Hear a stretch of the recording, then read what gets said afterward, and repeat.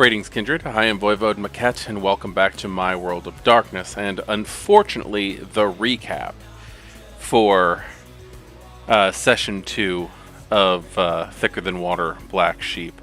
We had a little bit of a technical difficulty, and for some reason the recording that I made of the session didn't save, I guess. We couldn't find it anywhere, which really sucks, because it was pretty good. But it was just a series of conversations, which I do find would have been very good to listen to.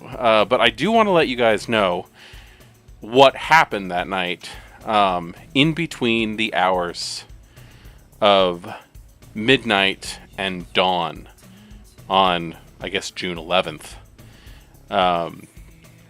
after the first session.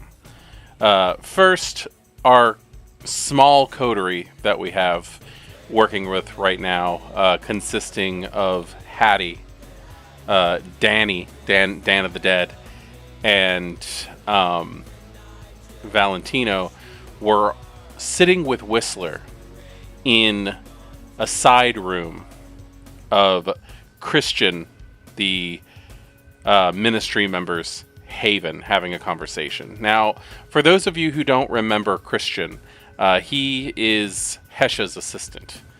And the same home that they were in is the exact same home that the old coterie, or the standard coterie with Dawn and all of them were just, that's the same room that they've all met in the past. I guess to start off with, I should say that Danny was the first one who had to leave. Around midnight, she met with her friend Peter. Not the same SPC that you have already met, who works at the morgue, who's the coroner. This is actually her partner in the Dan of the Dead series that she has on YouTube. They met to discuss things that he had learned after Daniela had asked him to dig into this McCarthy Foundation that's starting the phlebotomy center. So he explained to her all the different things that this group is interested in, all the different areas of the world that they have research groups, and none of it had anything to do with phlebotomy. They were in South America, they're in Africa, they're in Australia, they're in all these different places studying fungus and marine biology and things like that, which is really led to an interesting bit of curiosity on Daniela's part of what exactly they could be up to. Lorenzo, our Puttanesca, is stuck the rest of the night guarding that trailer where Alexander McCarthy is in deep conversation with a business partner. But they pretty much stay there until just before dawn, when Lorenzo has to drive McCarthy back to the Benson Hotel where he is staying. Then we come to Hattie and Valentino, which is where the majority of the game actually took place, because both Daniela's player Abelin and Lorenzo's player Gwen were out of town that night. So they had received message. Valentino had received a message from his retainer Michael, who is a ghoul and a member of the Puttanesca family, that Mother Anya, who is the face of the clan, has contacted and wishes to talk to him. Hattie, being very interested in what is going on, ended up tagging along, and they ended up taking an Uber from where they were in the Pearl District all the way over to St. John, where the church was, the condemned church that the Hecata had been using as a personal temple. Now, they apparently still are. The majority of the the Hikata holdings are underneath the now leveled church. It's nothing but debris and just ruins at this point because of the attack that still no one wants to pinpoint who exactly did it a few months ago. Whether it was the Anarchs, the Camarilla, not really able to pinpoint what was going on. Perhaps it may have been that Sabbat pack. So they get down and they talk to Anya, and it goes back and forth over the details that this could very well be something that could cause a problem with the promise of 1528. That digging into McCarthy's personal business could very well be taken as a political move against the Camarilla, because McCarthy has held position within the Camarilla in the past. He is Portland's old Toreador Primogen before he apparently had disappeared in the Beckoning. And then he just shows up all of a sudden. Several years later, because I believe McCarthy disappeared from Portland in 2012, and now it's 2022. So what they need to do is really find out how this is going to affect them. They do believe that they can convince the Camarilla, the Ivory Tower, that building in that location could very well lead to a masquerade breach. It could cause more problems for the Camarilla than anything else, so it might be a good idea to discuss that with them. While trying to decide who was going to talk to who, Mother Anya just did not want to have anything to do with this. She really just wanted to completely ignore everything that was going on, let the Camarilla come to them when they need help, and they would solve the problem for them as time goes by. But Hattie really was pushing towards solving the problem ahead of time. Now, this is primarily because Hattie, as well as Whistler, her sire, really wants to see McCarthy dead. And this is a good chance to try to work against him without being, I guess, interrupted in any way. Since the shroud in the area that this medical research facility is being built is so thin that it's practically shredded, they are afraid, or at least they're stating that they're afraid,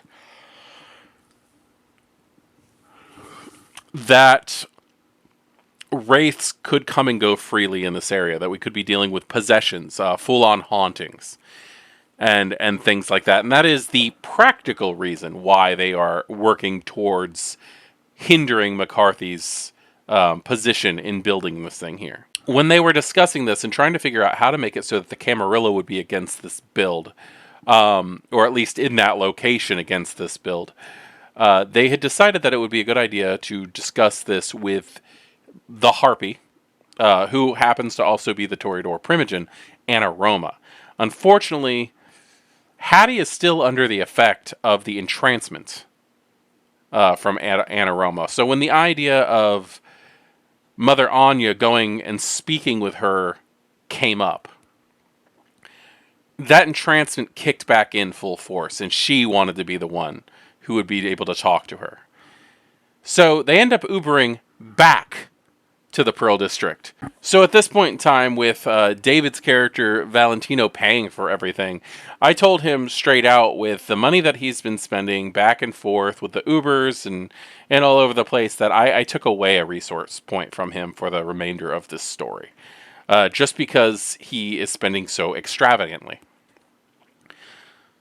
When they return back to the Penny Dining Club, they end up meeting up with Anna Roma, who takes them into a back room, and they have this very long conversation, and it did seem to pique her interest that building there is probably a bad idea. But on the way, and I didn't bring this up before because Valentino had a phone call from Michael, who explained everything that he could find online about McCarthy to his boss. And unfortunately, he decided to not tell anybody else. And during the conversation, with Anna Roma in the office, that came up. The idea that McCarthy is building this thing, but the foundation that it's being run off of does not have anything to do with phlebotomy for the most part, that it has to deal with fungal research and marine biology and things like that. Just really made Hattie upset that the information that Valentino had was not shared ahead of time, that they were not able to fully formulate a game plan. But it did make Anna Roma, it made their interest peak. And that the idea that this could cause problems for the Camarilla, that this could cause masquerade issues, did work. That part of this interaction was successful. And Hattie pulled it off wonderfully. The idea that she didn't know anything about McCarthy's position in the Camarilla, previous position in the Camarilla in the city, and was able to basically backhandedly feed Anna Roma all of this information. And then go, oh, I'm sorry, I did not realize that this could very well be considered a political thing. Perhaps I should keep my mouth shut. I apologize for any inconvenience, and got up and left. It was orchestrated very well, and I think done with a lot of political savvy. I'm actually very impressed with this character, with the way that they're handling things, especially how much they hate McCarthy and how much they were currently infatuated with Anna Roma at the same time. At that point, they all went their separate ways. Hattie spent the rest of the night until dawn basically patrolling her territory around the New Orleans district of Portland. Valentino had his motorcycle towed from the New Orleans district back to his funeral home, and that was pretty much the end of the night. Not much happened, but what happened was important, and I am so very sorry that I wasn't able to get it recorded. I do want to make sure that you don't get recaps, that you get the actual game itself, but due to the fact that I'm operating off of I'm operating off a technology skill of like half of one. I'm pretty sure this was 100% my fault losing it. And I will try to make sure that we have somebody else who's capable of running it instead of me from now on. But that's where we stand at the moment. And I just wanted you guys to be completely aware. The next game session will be coming out soon. And I will try to get a couple of the player character creation videos and session zeros out as I can also. So, until then, thank you very much for joining me, and I hope this was acceptable for what we're trying to do here with Black Sheep. I am Voivode Mekhet, and this has been hopefully the only recap for Black Sheep that you guys will actually get. Thank you very much. Good evening.